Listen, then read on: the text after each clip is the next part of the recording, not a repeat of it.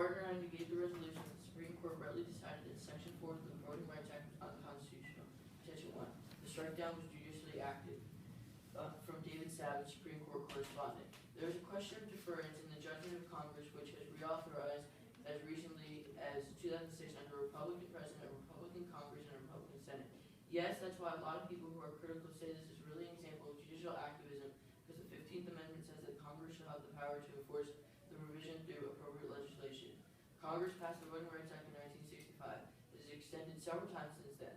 It was, how many times that has happened, a unanimous vote in the Senate, a near unanimous vote in the House to extend it, a Republican Congress and the Supreme Court, but a Republican Congress and the Supreme Court turn around and say, no, sorry, it's not really needed. The resolution states that the Supreme Court rightly decided that Section 4 of the VRA was unconstitutional. This was not a right decision. Attention 2. Sections 4 and 5 solve discrimination. Section 4 and 5 are still needed because of recent Southern cases. Some what happened over the last year might cause some members of the court to think twice that a voter ID law in Texas blocked and the redistricting plan was blocked. Now, this is true that there were a lot of voting cases that were argued and debated and fought over the last year in the North, where state courts intervened.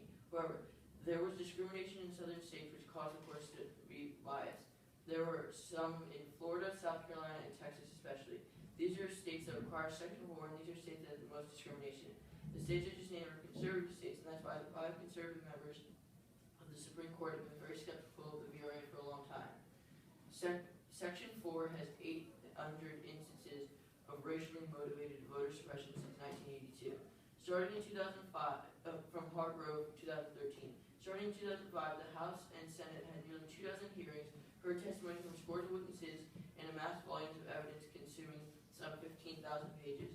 They discovered that there are more objections to discriminatory voter laws by the Department of Justice between 1982 and 2004 than there were between 1965 and 1982. Since 1982, they found evidence that 800 proposed changes made by pre-clearance jurisdictions were altered or withdrawn to avoid formal objection from the Department of Justice. The Supreme Court ignored evidence that Section 4 was working. Congress proved that 15,000 pages of documentation in 2006 were still happening in the jurisdictions with the coverage formula designed for pre-clearance. In other words, no need to fix what is broken.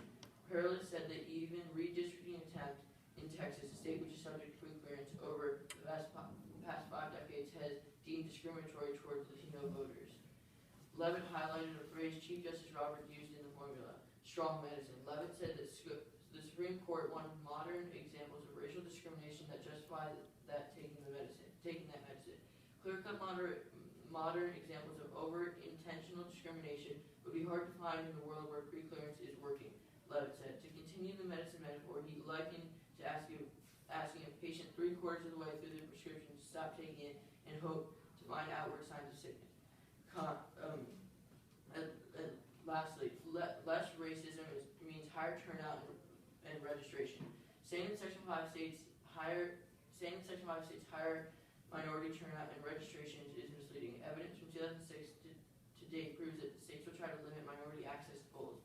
Indeed, in the beginning of the Shelby decision, the Supreme Court noted that covered jurisdictions had a better rate of voter registration and turnout when compared with the rest of the nation. The court also noted that the black voter turnout actually exceeded white voter turnout in some covered jurisdictions. However, the court both ignored the congressional record from the 2006 reauthorization and the recent spate of suppression voter legislation. Today, state legislators persist in enacting laws that would disadvantage, if not outright,